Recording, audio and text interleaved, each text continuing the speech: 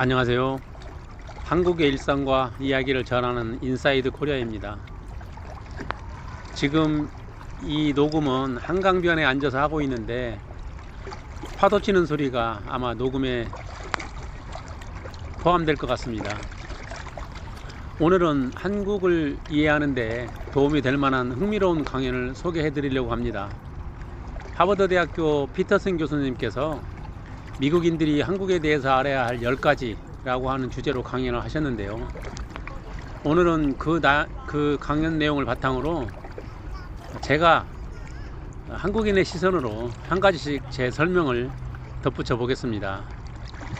그 10가지 중 첫 번째는 한국은 아름다운 나라다 입니다. 한국은 정말 아름다운 나라입니다.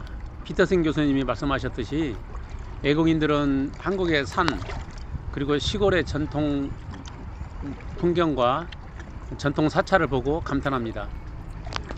서울만 해도 인구 1000만이 넘는 대도심에도 불구하고 해발 800m가 넘는 북한산을 비롯해서 여러 산들이 빙 둘러싸여 있어요. 시민들은 전철을 타고 쉽게 산 입구까지 이동해서 등산을 즐기곤 합니다. 또한 서울은 한가운데를 가로지르는 한강이 있어요. 제가 지금 앉아있는 이 한강이죠. 한강은 폭이 약 1.5km로 이를 정도로 상당히 넓은 강입니다. 이 한강에서는 자전거 타기, 산책, 야영뿐만 아니라 배달 앱으로 치킨과 맥주를 시켜 먹는 치맥 문화도 있고 한강 라면을 끓여 먹는 문화도 있어요. 오늘도 보니까 많은 사람들이 한강 라면을 즐기고 있네요. 또한 한여름밤이면 한강변에는 정말 수많은 사람들로 가득합니다. 제 지인 중에 한 분은 그 모습을 보면서 야, 여기가 천국이자 유토피아네요 라고 감탄한 적이 있는데요. 정말 공감되는 말이었어요. 두 번째는 한국은 경제적으로 번영한 나라다. 피터슨 교수님은 한국전쟁 직후에 미국 정부에 제출된 보고서를 소개했는데 그 보고서에는 한국은 희망이 없다, 차원도 없고 너무 가난해서 도울 방법이 없다 라는 문장이 있었다고 해요. 하지만 지금은 한국은 세계가 주목하는 번영 국가가 되었다고 설명하십니다.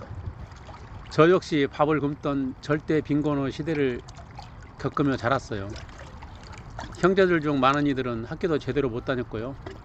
하지만 저는 운 좋게 대학까지 다녔고 이제는 하버드 피터슨 교수님이 인정하는 풍요로운 국가에서 살고 있습니다. 그런데도 가끔은 이 풍요가 당연하게 느껴지지 않고 정말 우리가 이렇게 잘 살게 되었나? 라고 실감이 안 날 때도 있답니다. 세 번째는 세계 최고 제품들이 한국에서 나온다 라고 말씀하셨어요. 스마트폰, TV, 자동차, 선박 등 한국의 주요 제품들은 세계를 이끌고 있습니다.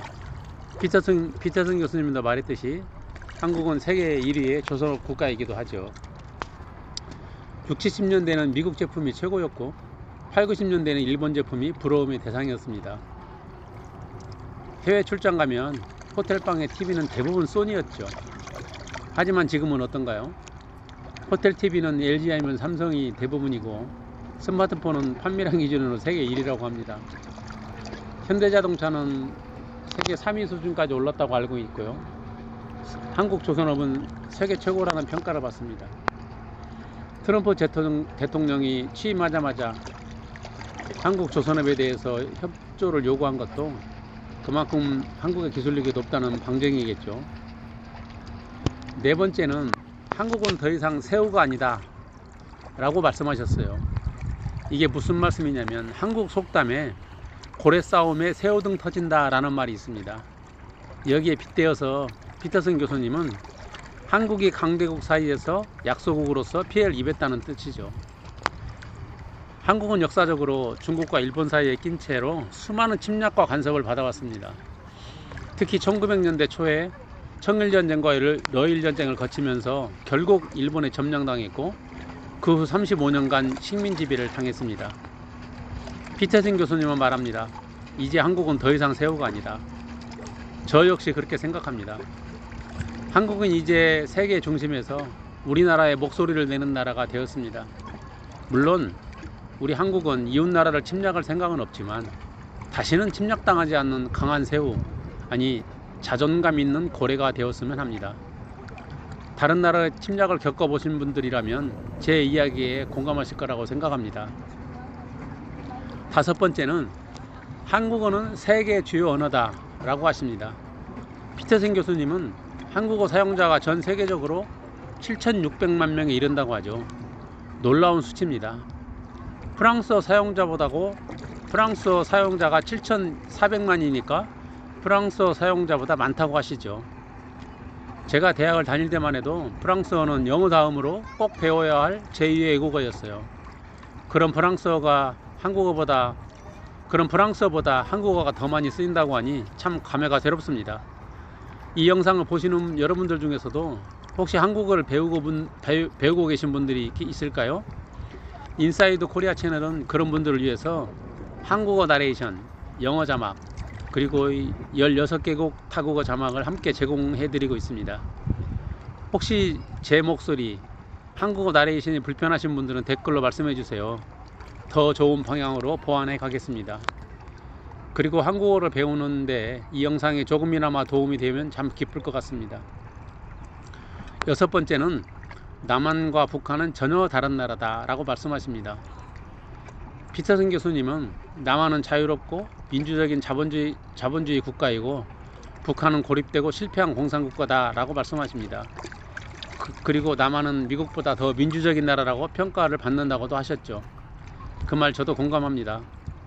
저도 예전에 외국에 나가면 코리아에서 왔다고 하면 사우스? 노스? 라고 꼭 물어봤거든요. 하지만 남한과 북한이 전혀 다른 나라임에도 불구하고 동시에 남한과 북한은 철저히 다른 체제지만 원래는 하나의 나라였습니다. 한민족은 5,000년의 역사를 지녔고 그중 최근 1,500년은 통일된 하나의 나라로 살아왔습니다. 지금은 비록 남과 북으로 나뉘어져 있지만 우리는 여전히 같은 말을 쓰고 같은 조상을 가진, 그리고 같은 역사를 가진 하나의 민족입니다. 해외에서 코리아라고 하면 대부분 사우스 코리아를 떠올리지만 우리는 아직도 마음 한편에 언젠가는 하나가 되어야 한다라는 희망을 품고 있습니다. 일곱 번째는 한국은 세계 최고의 문자다 라고 말씀하셨어요. 그 이유는 참 많습니다. 첫째, 국경일로 기념되는 문자는 세계에서 한글이 유일합니다. 10월 9일 한글날은 세종대왕께서 백성을 위해서 한국을 반포한 날로 지금도 국경일로 휴일로 지정되어 있어요. 둘째, 누가 언제 왜 만들었는지 정확한 문자도 한글이 유일하다고 합니다. 세종대왕은 백성들이 글자를 배우지 못해서 자신의 뜻을 글로 표현하지 못하는 것을 안타깝게 여겨서 소리나는 대로 쉽게 읽고 쓸 수 있는 문자, 즉 한글을 만들었어요. 셋째, 한글은 소리의 원리를 시각적으로 표현한 문자입니다. 예를 들어 기역은 혀가 입 천장에 닿는 기역을 소리낼 때 낳는 모양을 형상화한 것이죠. 넷째, 한글은 배우기가 쉬워서 어떤 이는 한나절이면 배울 수 있다라고도 했습니다. 저 역시 어릴 때 한글을 정말 쉽게 배웠던 기억이 있습니다. 읽고 쓰는 것이 막막한 다른 문자에 비해서 한글은 진정으로 읽고 쓰기 쉬운 백성을 위한 글자입니다. 여덟 번째, 한국 문학은 세계적인 수준이다. 교수님은 한국의 전통의 시가인 시조를 특히 사랑한다고 말씀하셨습니다. 그 대표적인 시조로 정몽주 선생의 단심가가 있습니다. 단심가의 내용은 이 몸이 죽고 죽어 100번 고쳐 죽어 백골이 진토되어 넋이라도 있고 없고 임향한 일편단심이야 변할 줄이 있으랴 라는 내용인데, 이 시조는 한국인들의 정서, 그 중에서도 충과 절개를 상징합니다. 한국은 예로부터 글을 사랑하는 선비의 나라였죠. 일본이 사무라이, 무사의 나라였다면 한국은 붓을 든 선비를 존중하는 나라였습니다. 저 역시도 어린 시절부터 집안에 글을 쓰는 분이 있는 것만으로도 자랑으로 남던 그런 기억이 있습니다. 그리고 지금 이런 문학의 전통을 이어서 자랑할 만한 것은 2024년 노벨문학상을 수상한 한강 작가가 있습니다. 그녀는 문학 작가였던 소설가였던 아버지를 뒤를 이어서 글을 쓰게 되었고, 그 작품 속에는 한국 현대사의 슬픔과 아름다움이 담겨 있습니다. 한강 작가의 책 꼭 한번 읽어보시기를 추천드립니다. 9번째는 한국 문화는 강력한 소프트 파워다 라고 합니다. 교수님은 K-팝, 한국 드라마, 한국 패션이 북한 사람들조차 매료시키고 있다고 말합니다. 그리고 이런 문화가 경제력 이상의 영향력을 갖고 있다고 하셨죠. 정말 공감합니다. 이제 한국은 전쟁과 가난의 기억을 넘어서 전 세계 사람들의 감정과 취향을 사로잡는 문화 강국이 되었다고 합니다. BTS의 음악, 한류 드라마, 한국 음식, 한국의 감성까지 이제는 특별한 설명이 없이도 한국 문화는 그 자체로 세계인의 공감을 얻고 있습니다. 이 영상도 그런 흐름 속에서 한국을 더 이해할 수 있는 하나의 창이 되었으면 합니다. 10번째, 한반도 분단은 부당한 역사적 결과였다. 교수님은 2차 대전 후 침략국 독일은 4개로 분할되었지만 또 하나의 침략국 전쟁을 일으킨 일본은 분할되지 않고 오히려 피해국인 한국에 분단되었다는 사실을 지적합니다. 그리고 그 분단은 70년 가까이 이어지고 있습니다. 맞는 말입니다. 이 부분에 대해서 하고 싶은 말은 굉장히 많지만 줄여서 말씀을 드리면, 당시 한국은 약소국이었고 국제 질서 속에서 큰 목소리를 낼 수 없었습니다. 당시 한국이 영국이나 프랑스처럼 강대국이었다면 결코 분단당하지 않았을 것입니다. 오히려 일본이 대신 분할되었겠죠. 이 억울함은 비단 한국만의 문제가 아닙니다. 당시 많은 식민지 국가들, 그 당시에 막 독립한 약소국들은 우리 한국과 비슷한 운명을 겪었을 테니까요. 동의하시는 분들 많으시죠? 하지만 그런 경험이 있었기에 저는 우리 한국이 더욱 강한 나라, 존중받는 나라가 되어야 한다고 믿습니다.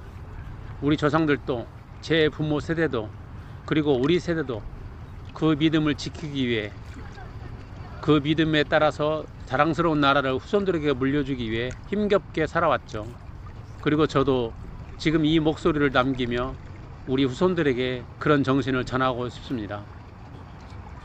이상으로 피터슨 교수님의 강연 내용을 바탕으로 한국인의 시선, 아니 저 개인의 시선을 더해 보았습니다.